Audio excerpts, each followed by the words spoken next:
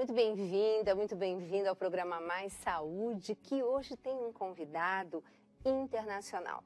Quem acompanha já há algum tempo o programa Mais Saúde aqui da TV Canção Nova, ele já foi meu entrevistado quando eu estive no Rio de Janeiro fazendo uma cobertura de um evento e lógico que eu não perdi a oportunidade de tê-lo conosco. Mas hoje ele é aqui em São Paulo, imagina se eu ia deixar de trazer para nós, que afinal de contas o programa Mais Saúde traz o que há de referência internacional também para que você tenha a melhor qualidade de informação possível. E você, meu irmão e minha irmã lá de Portugal, encha assim o coração de alegria, porque esse grande pesquisador é português, é o professor Pedro Bastos, que é pesquisador da Faculdade de Medicina da Universidade de Lund, na Suécia.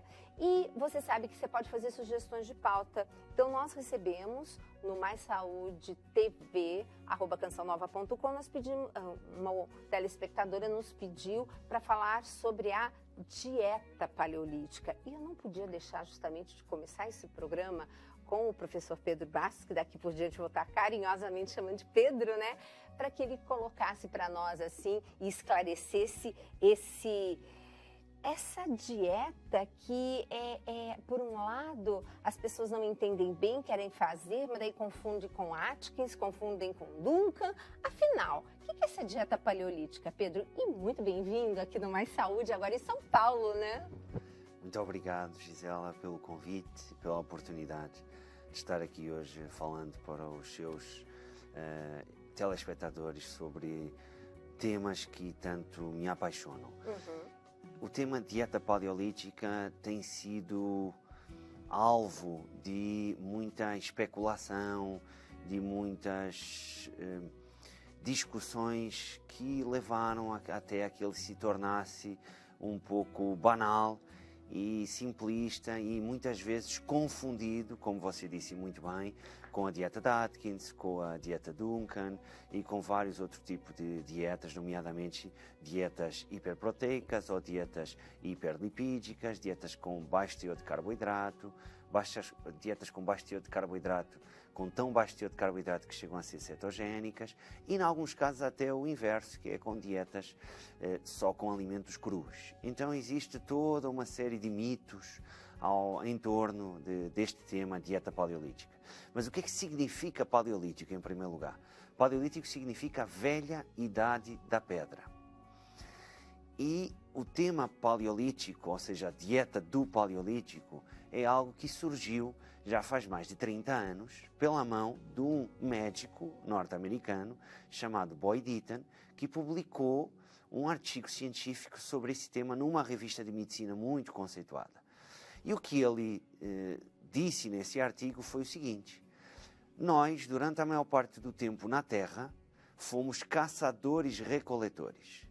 Fomos caçadores-recoletores até o momento em que começámos a domesticar animais, domesticar plantas, nomeadamente cereais, e isso se caracteriza por um período de sedentarização da população.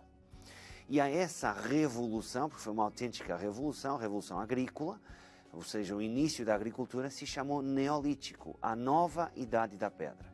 E o que ele, nesse artigo, referiu foi que, então, durante a maior parte do tempo na Terra fomos caçadores-recoletores e seguimos um determinado tipo de dieta e tivemos um determinado estilo de vida. A partir do momento em que chegamos ao Neolítico, toda a nossa dieta e também o nosso estilo de vida começaram a ser alteradas de forma significativa e foram sendo alteradas ao longo dos séculos. E as alterações mais profundas surgiram após a Segunda Guerra Mundial.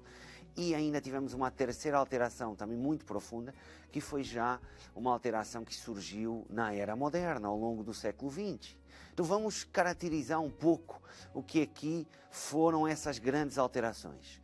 Então, durante o Paleolítico, nós não ingeríamos não havia uma única dieta do Paleolítico, isso não existia. Existiam várias dietas do Paleolítico, porque haviam vários povos que habitavam latitudes mais elevadas, outros que habitavam latitudes mais próximas ao Equador.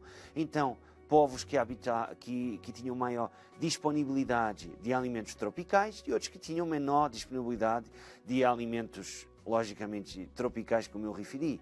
Então, alimentos que estão presentes em zonas temperadas. E outros tinham acesso a alimentos de origem marinha e outros não tinham acesso a alimentos de origem marinha. Então, logicamente, se você vivia na savana africana, a sua dieta era diferente daquele que vivia na floresta amazônica. E o que vivia na floresta amazônica tinha uma dieta diferente daquele que habitava as zonas costeiras. E os que já estavam em zonas mais a norte tinham uma dieta ainda mais diferente. Então, não havia uma única dieta, mas haviam características comuns à dieta de todas estas populações. Não só características comuns à dieta, mas também ao estilo de vida.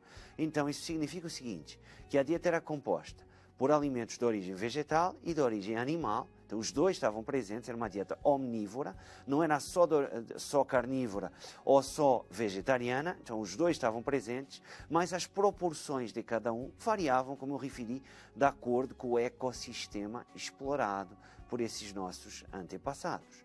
Mas era uma dieta em que os alimentos eram minimamente processados.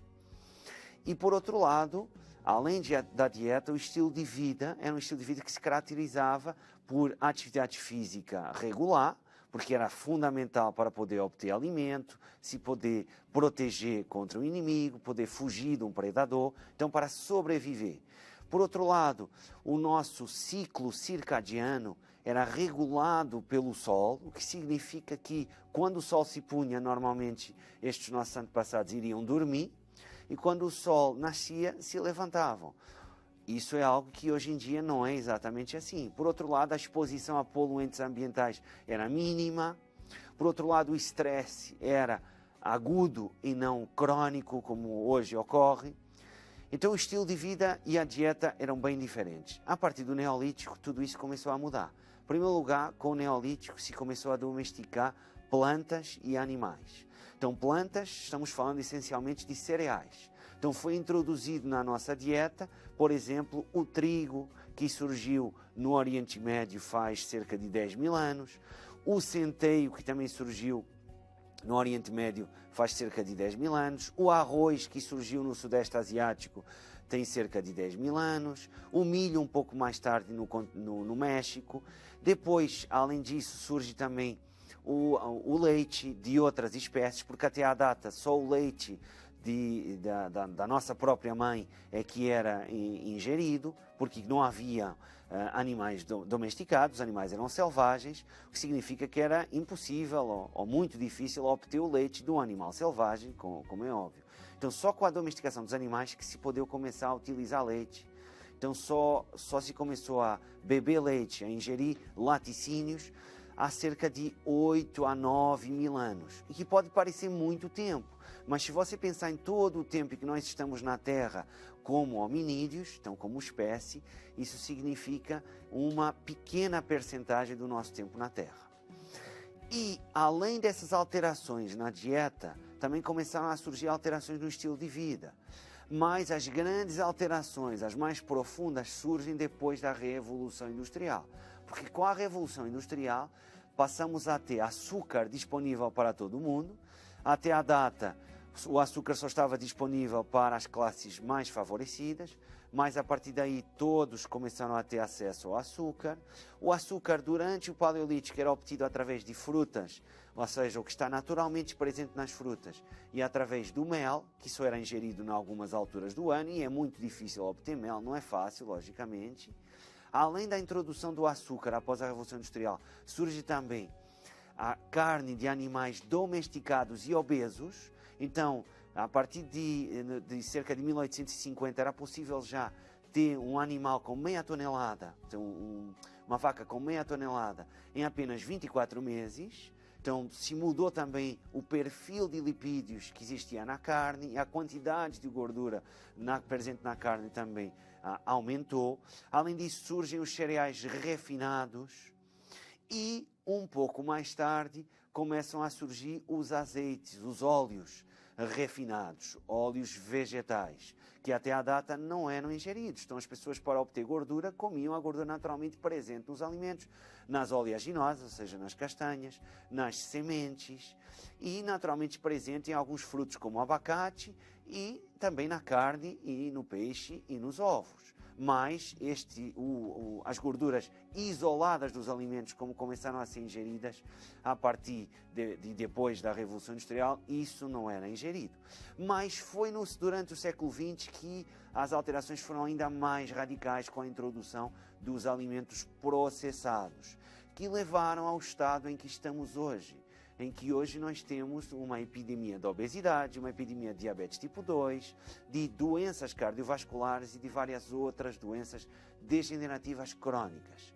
Então, quando você olha para os povos que ainda habitam o nosso planeta e que têm um estilo de vida mais próximo ao que nós tínhamos durante o Paleolítico, uma dieta e um estilo de vida mais próximos ao que tínhamos durante o Paleolítico, você vê que a saúde desses povos é muito melhor do que a nossa.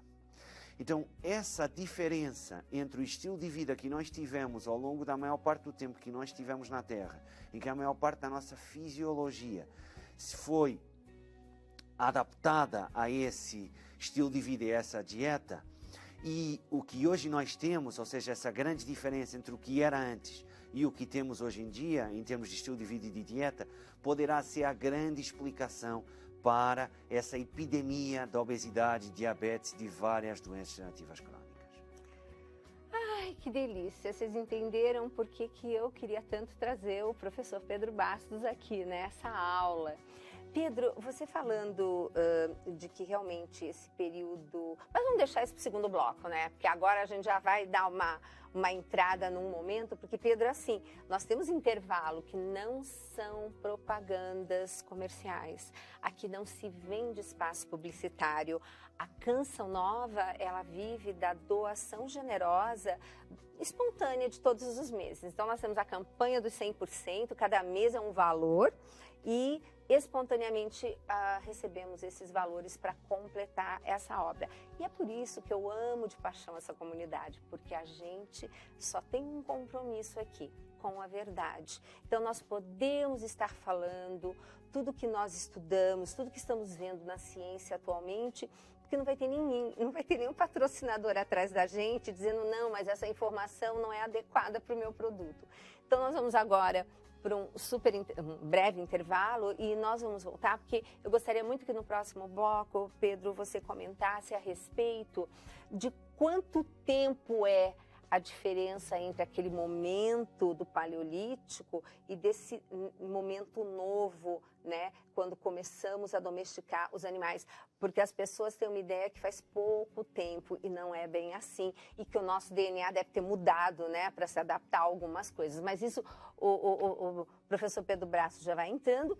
E lembrando, você pode também estar ajudando essa obra através do material de evangelização da Canção Nova, que está disponível no departamento da Visa, era operadora 12 31 86 2600. Tem uma série de palestras nossas do Dr. Roque, livros. Isso é uma maneira também de você ajudar a chegar aos 100%. Mas já nós voltamos e com esse presente de Deus que foi a vinda do Pedro aqui para São Paulo e se disponibilizando nessa manhã, em vez de estar descansando, ele está aqui gravando com a gente. Deus te abençoe, assim, a sua generosidade e disponibilidade. Mas já nós voltamos.